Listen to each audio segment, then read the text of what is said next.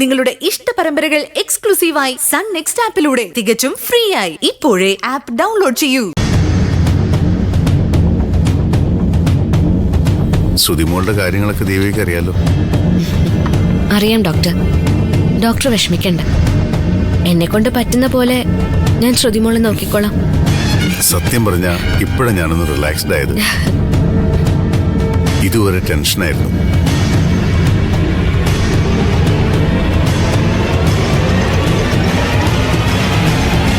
Hello അക്ഷര. എന്താ Sunitha? Madam ക്യാൻറ്റീനിലേക്ക് വന്ന ഒരു കാഴ്ച കാണാം. വളരെ മനോഹരമായ ഒരു കാഴ്ച. ഞാൻ ഇവിടെ നല്ല തിരക്കിലാ. ഇവിടെ മാഡത്തിന്റെ ഭർത്താവും വലിയ തിരക്കിലാ. കൂടെ ആ ദേവികയാണെന്ന് മാത്രം.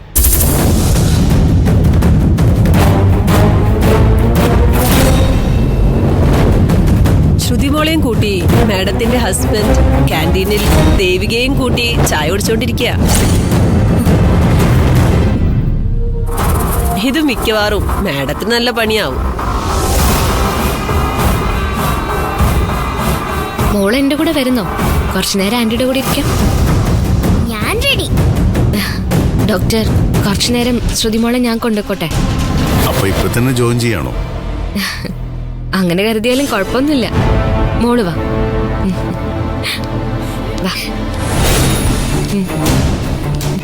അവളിതേ ശ്രുതിമോളെയും കൊണ്ട് പോകുന്നു. എങ്ങോട്ട്? അതറിയില്ല. വയ്ക്കട്ടെ മാഡം.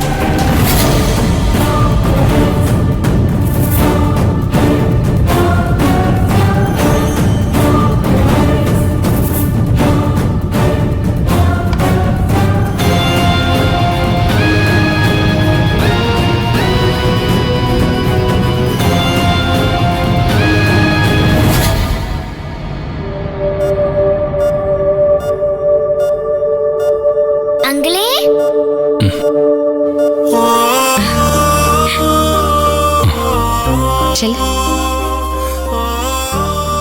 അങ്കിളേ, അങ്കിള് സുഖാണോ? ശ്രുതിമോളുടെ ടീച്ചറുടെ ജോലി ഇന്ന് തന്നെ ഞാനങ്ങ് ഏറ്റെടുത്തു. അങ്കിള് പേടിക്കണ്ട, എന്റെ അച്ഛൻ അങ്കിളിനെ നല്ലപോലെ നോക്കിക്കോളൂ. അതെ, ആന്റി മോളെ നോക്കുമ്പോ മോളുടെ അച്ഛൻ അങ്കിളിനെ നോക്കും. അതെ സുധേട്ടാ, ഞാനും മോളും കൂടി ഇവിടേക്ക് ഒന്ന് കറങ്ങി അടിച്ചിട്ട് വരട്ടെ. വാ വാ മോളെ. Bye uncle.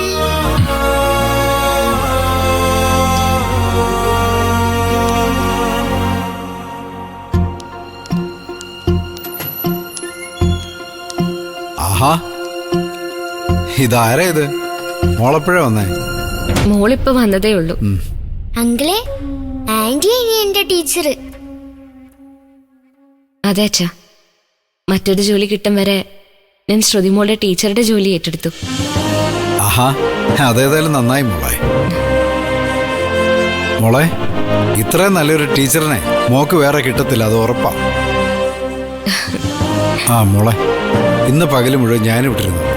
മോള് വേണമെങ്കിൽ ഒന്ന് വീട്ടിൽ പോകും, എന്നിട്ട് വൈകിട്ട് വന്നാൽ മതി. വേണമെങ്കിൽ മോളെ കൂടെ കൂട്ടിക്കോ. മോള് വരുന്നോ ആന്റിയുടെ കൂടെ? വരാം. എന്നാ പിന്നെ ഞങ്ങള് പോയിട്ട് വരാം. ശരി മോളെ, പോയിട്ട് വാ. വാ. ആ മോളെ, ആ അച്ഛൻ്റെ കാര്യം പറയാൻ മറന്നു. ബാങ്കിൽ നിന്ന് മാനേജർ പിന്നെയും വിളിച്ചു.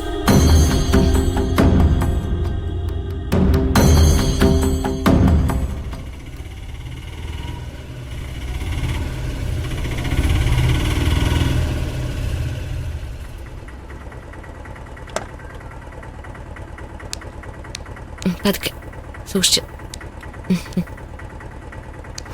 സാറുമാര് ലോണിന്റെ കാര്യം പറയാനാണോ വന്നേ?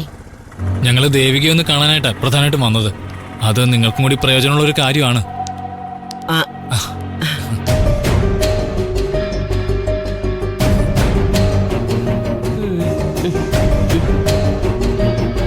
ആഹാ, ഇതാര്? ശ്രുതിമോളോ? വാ വാ. ഞങ്ങള് ദേവിക മേഡം വരുന്നതും കാത്തിരിക്കായിരുന്നു. ലോൺ കുടിശ്ശിക അടച്ചല്ലോ സർ.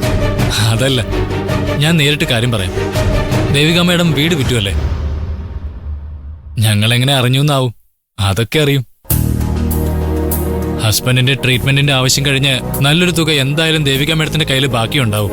അയ്യോ എന്നെ മാഡം നിന്നും വിളിക്കണ്ട. കയ്യിലുള്ള ആ തുക വെറുതെ വെച്ചിരിക്കുന്നതുകൊണ്ട് ഒരു പ്രയോജനമില്ലല്ലോ. അത് ഞങ്ങളുടെ ബാങ്കിൽ ഡെപ്പോസിറ്റ് ചെയ്താൽ നല്ല പലിശ കിട്ടും. വേണമെങ്കിൽ ആ പലിശ നമുക്ക് ലോണിലേക്ക് അടയ്ക്കാം. പിന്നെ ലോൺ എമൗണ്ട് ഓരോ മാസവും വളരെ കുറച്ചേ വരും. അത് ശരി. അപ്പോ അതാണ് ഈ മാഡം എന്നൊക്കെ വിളിച്ച് എന്നെ ബഹുമാനിച്ചത്.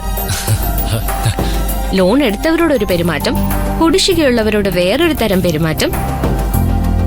പിന്നെ ഇനി ഡെപ്പോസിറ്റ് ചെയ്യാൻ കുറച്ച് കാശ് കയ്യിലുണ്ടെങ്കിൽ അവരോട് ഈ വിനയവും മര്യാദയും. കൊള്ളാം നിങ്ങൾ ബാങ്കുകാരുടെ പോളിസി. അതെ, എത്ര പലിശ കിട്ടും സാറേ? സാധാരണ ബാങ്കുകൾ കൊടുക്കുന്നതിനേക്കാൾ കൂടുതൽ പലിശ ഞങ്ങളുടെ ബാങ്ക് കൊടുക്കുന്നുണ്ട്. ആ, എങ്കിൽ പിന്നെ അതല്ലേ നല്ലത്. ഡിവനെ, ആ പണം ഇവരുടെ ബാങ്കിൽ ഡെപ്പോസിറ്റ് ചെയ്ത് മാസം മാസം പലിശ വാങ്ങിച്ച പോരെ? ആ, അമ്മച്ചി പറഞ്ഞ അതിന്റെ ശരി. ഇപ്പൊ ഞങ്ങൾക്ക് നല്ല ഓഫറുണ്ട്. ആഹാ, മാഡത്തിന്റെ കയ്യിലുള്ള ക്യാഷ് ഞങ്ങളുടെ ബാങ്കിൽ തന്നെ ഡെപ്പോസിറ്റ് ചെയ്യണം. ശരി, നിങ്ങളുടെ ബാങ്കിൽ ഞാൻ പണം ഡെപ്പോസിറ്റ് ചെയ്യാം. പകരം നിങ്ങൾ എനിക്ക് എന്ത് ഗ്യാരണ്ടി തരും? ഡെപ്പോസിറ്റിന് സാധാരണ സർട്ടിഫിക്കറ്റ് നൽകാറുണ്ട്. അത് പറ്റില്ല. ബാങ്കിൽ നിന്ന് ഞങ്ങൾ പണം കടം വാങ്ങുമ്പോ നിങ്ങൾ ഞങ്ങളുടെ പ്രോപ്പർട്ടീസ് ഒക്കെ എഴുതി വാങ്ങാറില്ലേ? എന്നിട്ട് അതിന്റെ പകുതി പോലും ലോൺ ആർക്കെങ്കിലും കൊടുക്കുന്നുണ്ടോ? നാളെ നിങ്ങളുടെ ഈ ബാങ്ക് പൊട്ടിപ്പോവില്ലെന്ന് എന്താ ഉറപ്പ്? അല്ല, നാട്ടിലിപ്പോ ഒരുപാട് ബാങ്കുകൾ പൊട്ടിപ്പോകുന്ന കാല. അപ്പൊ പിന്നെ എനിക്ക് എന്റെ പണത്തിന്റെ സെക്യൂരിറ്റി കൂടി നോക്കണ്ടേ? മാഡം എന്താ ഉദ്ദേശിക്കുന്നത്? ബാങ്കിന്റെ ഒരു പ്രോപ്പർട്ടി എനിക്ക് ഈ പണത്തിന് പകരമായിട്ട് എഴുതി തന്നാ മതി. ആ, അല്ലെങ്കിൽ വേണ്ട. അഥവാ ഈ ബാങ്ക് പൊട്ടിപ്പോയാ എന്റെ പണം സാറ് തന്നോളാം എന്ന് എഴുതി തന്നാ മതി. അതൊന്നും പറ്റില്ല. ബാങ്കിന് ബാങ്കിന്റേതായ പോളിസികളുണ്ട്. അത് ബാങ്കിന് മാത്രല്ല, എല്ലാവർക്കും ഉണ്ട്. മാഡം ഞങ്ങളെ കളിയാക്കുവാണോ? അയ്യോ, ഒരിക്കലും അല്ല. തൽക്കാലം നിങ്ങളുടെ ബാങ്കിലെ പണം നിക്ഷേപിക്കാൻ ഞാൻ ഉദ്ദേശിക്കുന്നില്ല. മാഡം അങ്ങനെ പറയരുത്. നിങ്ങളോട് എനിക്ക് അങ്ങനെ പറയാൻ പറ്റൂ. ആശുപത്രിയിൽ ICUയിൽ കിടക്കുന്ന ആളോട് പോലും ലോണിന്റെ കാര്യം സംസാരിക്കാൻ വന്നവരാ നിങ്ങള്. അതുകൊണ്ട് തന്നെ നിങ്ങളുടെ ബാങ്കിലെ പണം നിക്ഷേപിക്കുന്ന കാര്യം എനിക്കൊന്നുകൂടി ആലോചിക്കേണ്ടി വരും. മാഡം, അത് പിന്നെ അന്ന് അങ്ങനെ ഒരു അബദ്ധം പറ്റിയതാ. അതങ്ങനെ വെറും ഒരു അബദ്ധമായിട്ട് ഞാൻ കാണുന്നില്ല. എന്തായാലും ഡെപ്പോസിറ്റിന്റെ കാര്യം എനിക്കിപ്പോ ഒന്നും പറയാൻ പറ്റില്ല. മാഡം ഒന്നുകൂടി ഒന്ന് ആലോചിക്കേ. ഞങ്ങൾ വീണ്ടും വരാം. ശരി, എന്നാ ഞങ്ങൾ ഇറങ്ങട്ടെ. ഓ,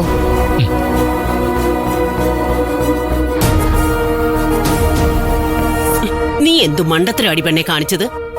അവര് നല്ല പലിശ തരാന്ന് പറഞ്ഞതല്ലേ? ദേവിക പറഞ്ഞതിൽ ഒരു തെറ്റുമില്ല. ഇവരോടൊക്കെ ഇങ്ങനെ തന്നെയാ പെരുമാറേണ്ടത്. അല്ല, ഇതിനെന്തിനാ നീ കൊച്ചിനെ ഇങ്ങോട്ട് കൊണ്ടുവന്നത്? അത് മുത്തശ്ശി, എനിക്കൊരു ജോലി കിട്ടിയായിരുന്നു. എന്ത് ജോലി? എത്ര ശമ്പളം കിട്ടും? ഈ ശ്രുതിമോളെ നോക്കുന്നതാ ജോലി. സ്കൂളിലൊരു ടീച്ചറിന് കിട്ടുന്ന ശമ്പളം കിട്ടും. സത്യാണോ മോളെ നീ പറയുന്നത്? അതെ അമ്മ. ദേവി ആന്റി ഇനിയാണ് ടീച്ചർ. ആഹാ, അത് കൊള്ളാലോ. മോക്ക് കുടിക്കാൻ എന്താ വേണ്ടേ? ജ്യൂസ് എടുക്കട്ടെ? വാ.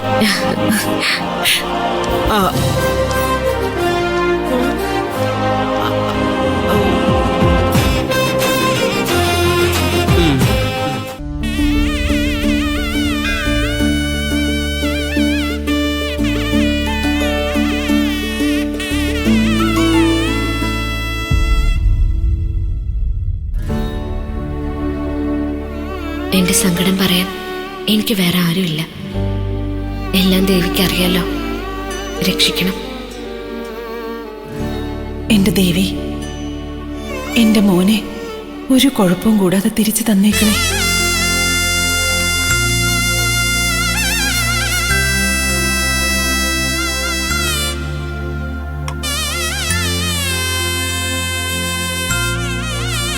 ഇതാരായി കുട്ടി?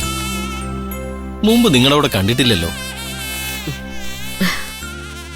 മോളുടെ പേരെന്താ? ശ്രുതി എന്നാ പേര്. ഓ, സുധേട്ടനെ നോക്കുന്ന ഡോക്ടറുടെ മോളാ. ആ, എന്റെ ടീച്ചർ ആന്റി. ആഹാ, ആള് മിടിക്കാണല്ലോ. ആട്ടെ സുധിക്കിപ്പോ എങ്ങനെയുണ്ട്? ഉടനെങ്ങാനും വരുമോ? സുഖായി കഴിഞ്ഞാ ഉടനെ വരും. അന്നത്തെ ആ രംഗം അതിപ്പോഴും കണ്ണിന്ന് മായുന്നില്ല. എന്തായാലും രക്ഷപ്പെട്ടല്ലോ, അത് എന്നെ ഭാഗ്യം. അവന്റെ ജീവൻ തിരിച്ചു തന്നതിന് ദൈവങ്ങളോട് നന്ദി പറയാൻ വന്നതാ. അതേതായാലും നന്നായി. തരുന്നതും തിരിച്ചെടുക്കുന്നതെല്ലാം ഇവിടുന്നല്ലേ.